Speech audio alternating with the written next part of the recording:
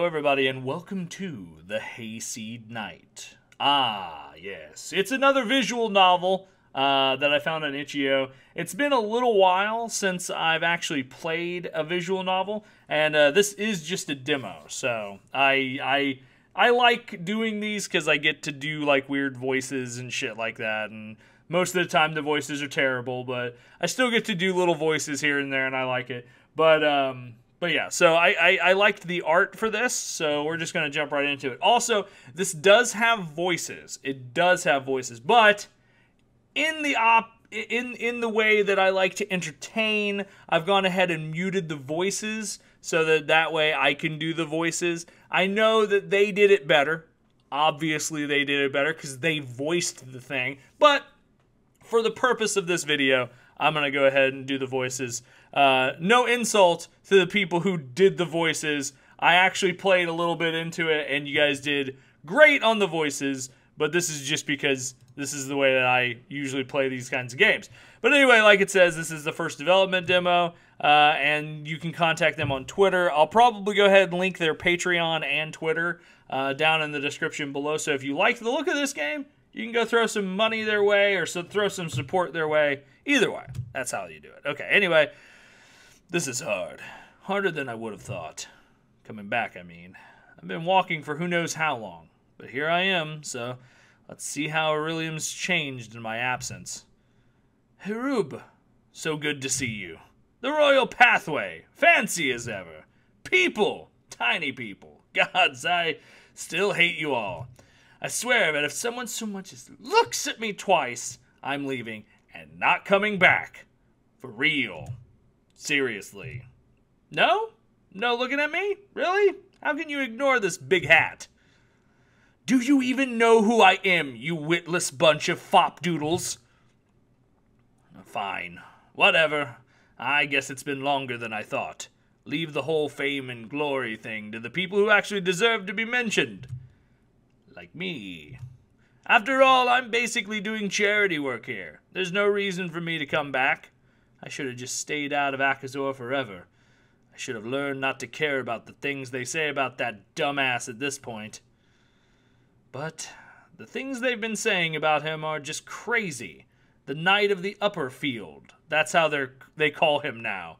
And they sing dumb songs about all the awesome things he never did. Battling monsters. Serving whatever king or queen rules at the time. Casting spells. Loving does. Ha! Until morning comes. Making foes vanish with a single scream. And you know what? It's getting really hard to remember what's true and what's a lie. And that's scary. That's the single scariest thing that's ever happened to me. I like him too much to ignore this anymore, so I'm going home. I'm going to tell everyone what kind of idiot their dear knight is. Figuratively. In a book. Without my name. I don't especially want to be lynched. Oh wait, right. This was a letter. Can you read yet? If so, tell your mother I hate her. If not, I guess she'll just burn this letter for your convenience. Wish me luck all the same. I have no idea how to start this. Alright, cool. Chapter 1, The Fickle Queen. Or, what better way to start a story than when things are about to go south? So, this is anthropomorphic, like, people. So, Adder. Hey, lad. Do we have to go through this every single Ah! Oh boy. Here we go. A beast! I saw a beast. Way to call me an eyesore. I'm telling you, I saw a beast. Right. Look, I'm not drunk enough for this, so good. Wait, no, you're right. It had to be a Makdar. They're coming for me. Can you stop screaming like an idiot and use your brain for us? I knew they'd get into the city one day. Ah, we need to tell everyone! There are no damn trees around, you dimwit! A long shush followed right after, or that's what we're going to go with, since the words their dear neighbors used were too colorful to be reproduced. Ah, then what'd you scare me for, Mr. Bard? The sun ain't up yet, and if you don't quit your whining, we're gonna get a beating. Says you, the buck who hath been delighting mine ears with his pitiful wailing all night long. What? You've been talking in your sleep again. Okay, so not my fault. But the beast! That was no dream, all right? I saw that thing with my own with my one eye. It had its face right in front of mine, and it was looking at me like it wanted to eat me. Are you sure that wasn't Ina? What? I mean, she can be very aggressive. I wouldn't be too surprised if one night... You think that boss is trying to eat me? Oh, fairest in the kingdom, what hath thou seen in this dull head? Wait. Fair. Oh, 3. Don't. The fair! I swear to Batat. Kid, if you keep screaming, I'm gonna kill... Apparently... There you go. And so Adder's heavy hooves stomped the grounds with the force of a stampede as he sprinted away, making Joff regret every decision that led him to led to him suffering this moment. Glad we sorted that out. Wide awake now and running as fast as his clumsy hooves would let him, Adder set off to the bazaar. A whole year had come and gone since he first set foot on the streets of the Slander District, the most infamous slums in the capital. A place so heinous that walking there alone at night was considered a suicide attempt. A place where you were in your right to keep a house if you could outlast its previous owner. Because buck-toothed idiots who can barely wield a knife are oh so scary. Where he'd once felt like a poor fawn fearing for his life, now he felt like a poor deer fearing for his life. But at least he actually knew his way around after such a long time avoiding brigands. He had no time to spare, worrying about trivial matters such as being robbed or stabbed, for he knew fully well that he was to meet his destiny. The patron's gonna skin me alive! A destiny which most likely didn't really include being flayed by his dearest employer. Though we can't rule out the possibility of his direct superior in line of command whacking him in the head for oversleeping on such an important date. Oh, what if she hates me now? Then... the patron will have no problem kicking me out. He'll kick me out and keep my skin as a payment. Nah, that's really dumb. But he'll kill me anyway. Ah! So immersed was he in the fatalistic thoughts invading his head that his brain, which was by all accounts mostly made up of sawdust, didn't pay any mind to the path his hooves were following. Ah! There you go. And so, as is to be expected from someone not heeding the wise advice, look where you're going, he soon met the first obstacle on his way to the plaza. A wall. Ah! Oh dear. A soft chuckle alerted Adder that he wouldn't have the benefit of living with the shame of his failures alone. I'm going to guess it's a girl, but I might have accidentally given her the wrong voice.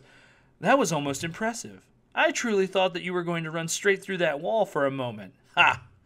He had indeed left a sizable hole in the wall he'd just crashed against, but I doubt the contusion was the cause for the sudden drop in mental speed. Adder leaned back, taking everything in little by little, painfully slowly. A set of steps walked decidedly toward him, accompanied by a strangely harmonic tinkling, a melody that danced in his ears, following these footsteps without ever falling out of line. And yet, it was disturbing to him somehow. He feared the worst from such a divine noise. For all he knew, that beautiful voice could belong to a thief or an assassin. For all I know, maybe he would have fared better if he had indeed stumbled upon his assailant. After all, Adder would have normally jumped to his feet and ran away, long before it being within anyone's stabbing reach. Not this time, though. He hesitated just long enough for a few stray sunrays to wander among the run-down houses, finally casting light upon his foe. Interesting little animation. Whoa. Adder's eye didn't find the glimmering blade he expected, but a young maiden struggling to hold her laughter back from witnessing such a scene. Excuse me. The world seemed to stay still, turned into a static image, a picture to admire, a fresco, just like the ones in the great temple. Oh, he truly lamented not having 2 eyes to see her better. Are you okay? I like how she's called Hottie. Adder nodded, though he hadn't really heard the question. Sensing this, the mysterious lass extended a soft hand towards him in an amiable gesture. Okay, well, I guess we should take her hand instead of just randomly checking her out. With the self-awareness of a furry potato, Adder finally reached out to take the hand that was being symbolically offered to him. I mean, there's no way she could have actually helped him up. And then Adder just kind of stood there for a while, frozen. He was doing his best not to stare, I'm sure. But then again, she was doing basically the same. I can hardly blame either of them, honestly. From a standardized, canonical, absolutely not subjective point of view, of course. If you've ever heard any story about Adder at all, you'll know that the buck was statuesque, even among deer. Seeing him for the first time was something akin to watching a mountain of fluff clumsily walking on stilts. Not something you'd want to miss. The lass was, as Adder would put it, all made up of curves, dangerous curves, where one should tread slowly, and her attire made it clear enough that she was well aware of the effect those curves cause. She was tall enough to almost look at Adder in the eye, and that was no small feat. Not because of his height, I mean, but rather because a few people know how to look at a one-eyed deer. But rather, few people, there we go. Not a few people, I can't read. A fiery one, she seemed, from her smile to the tip of her braid. Why, Adder could almost swear he'd actually seen actual embers floating around her. Lost in so many questionable and half-questionable observations, Adder barely realized his own mouth working to express his admiration in the most laconic way possible. Damn! You're pretty. And for a second, Adder felt a twinge of happiness upon realizing he hadn't been rendered speechless. But that bliss didn't last much longer. How inappropriate. Adder's face lit redder than the lady's hair as he realized that he had, in fact, said that out loud. I'm sorry, Mrs. I meant that, but I keep forgetting that this ain't my town, and... What? Another grub says that it shouldn't, and I shouldn't say that to girls, and he stumbled back, uttering apologies that surely made no sense whatsoever. So, or maybe he recited a poem to apologize. We'll never know for sure, but his accent became so thick whenever he lost his cool that academics to this day would still argue that if that way of talking can truly be considered surnar. But I digress. The maiden remained somehow nonchalant. In fact, she was observing him with renewed interest. Now, there's no need to panic. I do appreciate the compliment. You do? Well, it was cute, so I appreciate the feeling, I suppose.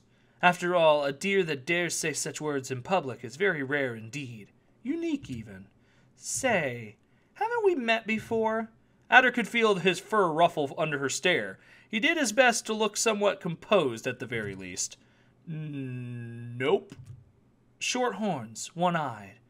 A big round head. Yeah, I'm pretty sure it was you. Come on, don't you remember that night on the bridge under Harub's statue with the guards laughing at you? You didn't hit your head that hard, did you? Mrs., I think you have me confused with some other buck. I remember you. Trust me. It was a pretty long time ago, but... Wait, I know. She bit her lower lip, and Adder almost sprinted away in fear of suffering a heart attack. I'm pretty sure that he never held half a coherent two-sided conversation with a girl before, and this wasn't precisely the best place to start.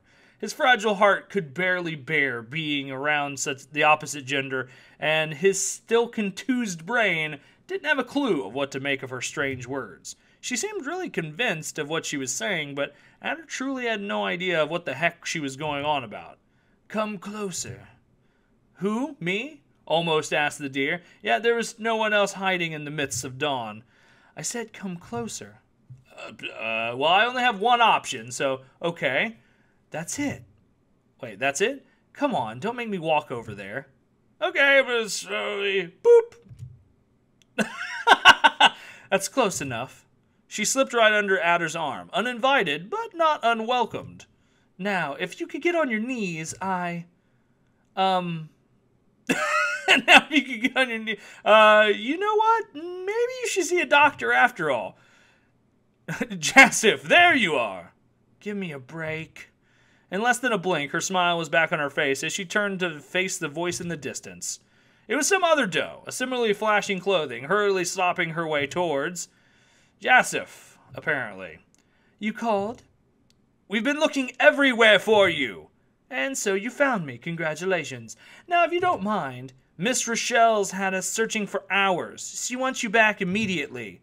Well, I'm kind of busy, so would you be so kind to tell her... to tell her to find someone else to bother while I catch up with my friend here? The fair's about to start. Head back already, or you'll get us all in trouble. The red-haired girl stood completely still. She held her breath for an instant. I'm sorry. Was that an order? What? Miss Rochelle, said, Say, do you know what happened to the last wench who had the gall to order me around? Jasif's smile was still plastered on her face, but her eyes had narrowed down to a squint, sharpening her long eyelashes even further. I don't care to find out? The doe looking for her stammered, color drained from her mane. After a few tense seconds, a pleased smile spread across Jasif's face. Now, come on, honey. Don't make that face. I'm just joking here. I've got too much going on as it is to begin picking fights with my sisters, don't you think? Right. Then that's settled. Let's go. Jasif whipped her braid as she turned around sharply, making the choir of bells that hung from her hips announce her leave. Adder had barely just a second to register what happened. He could swear something had moved in a corner, but he couldn't care less. The finest lass he'd laid eyes upon in his whole life was about to disappear, and she seemed to have forgotten all about him. Facing the prospect of never seeing her again, he tried at the very least to catch up to introduce himself formally. Wait, Yes? But as Adder was about to speak, he had the same feeling of missing something. And so, as his gaze drifted following her back once more, he noticed something else moving behind her derriere. Something long, like a whip, ending in a red tuft of fur. Something that most definitely didn't look like a cervine tail. Confused, his eyes quickly traveled from the zone where her back lost its name to the top of her head. Praying, wishing, desperately hoping that he wouldn't find what he found sprouting from the top of her red head. Horns.